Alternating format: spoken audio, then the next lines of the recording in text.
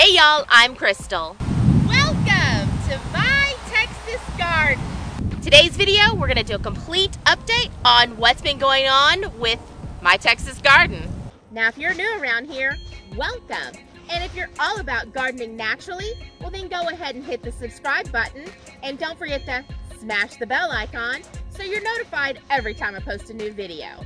Well, as you can see, we have been getting ready for the spring-summer 2020 garden season.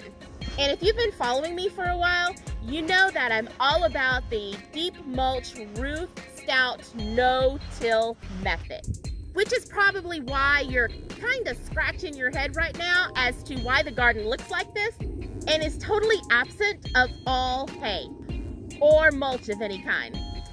All right, I'm gonna share some truth with y'all right now. Last year was one of the toughest garden seasons I've had in a very long time. So the first issue that I had, I actually didn't talk about it at all because it took me a while to figure out what was actually going on. At first, I thought that my garden had taken on too much water and that maybe some of the plants had actually drowned out.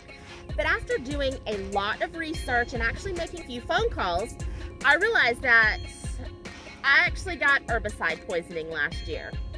It actually killed off all of my long beans. I had no beans at all.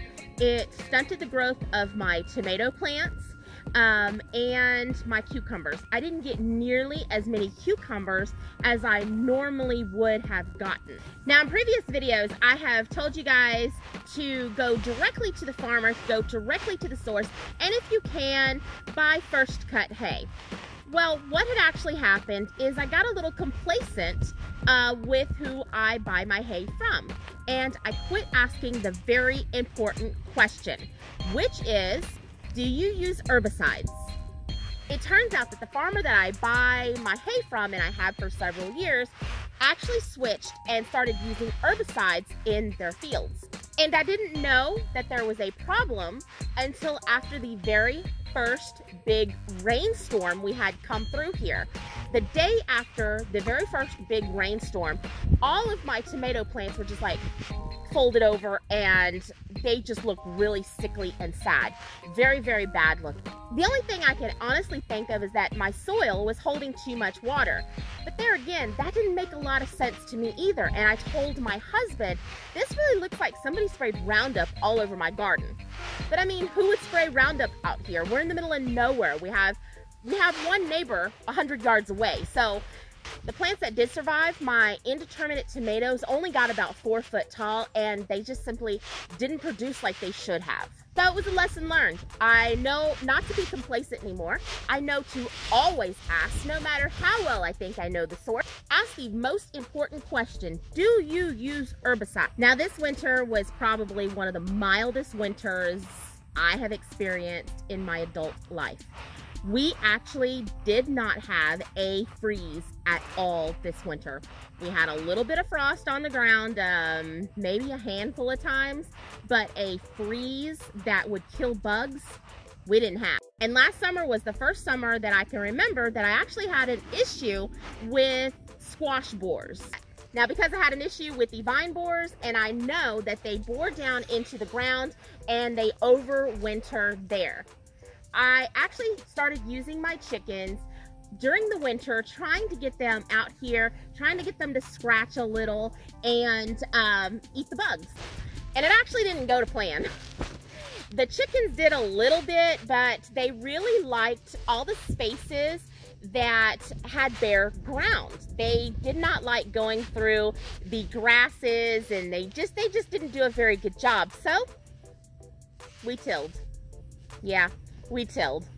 I'm just getting a fresh start. We tilled the garden and the chickens have been in here every day. They've been just pecking at the ground. I've also thrown a little bit of food out here for the chickens so that they would be encouraged to come out here and scratch the ground, and they're doing a really great job of that.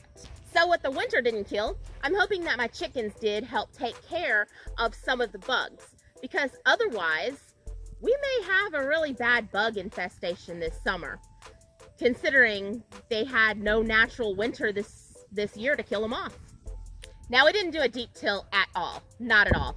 We went less than 12 inches, probably somewhere around 8 inches. And this, what you're looking at right here, is the first till. I'm actually gonna do one more pass tomorrow, and then I'll start putting in my rows. So now let me tell you my brilliant or crazy plan. I guess it depends on who you really ask.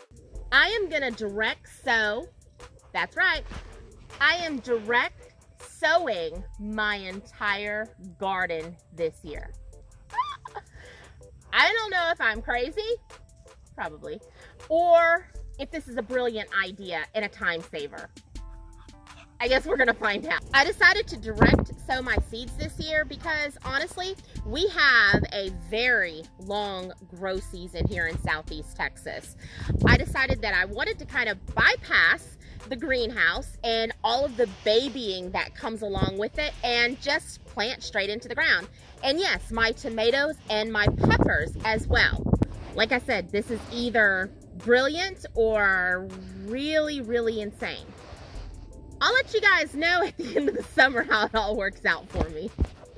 All right, so the plan this year, we're gonna do another very light till, and then I'm going to make all of my rows crooked and all.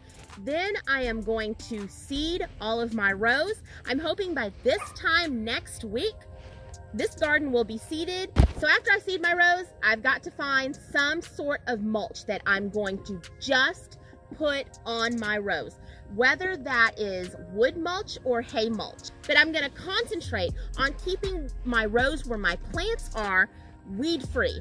I'm honestly not gonna worry about my paths.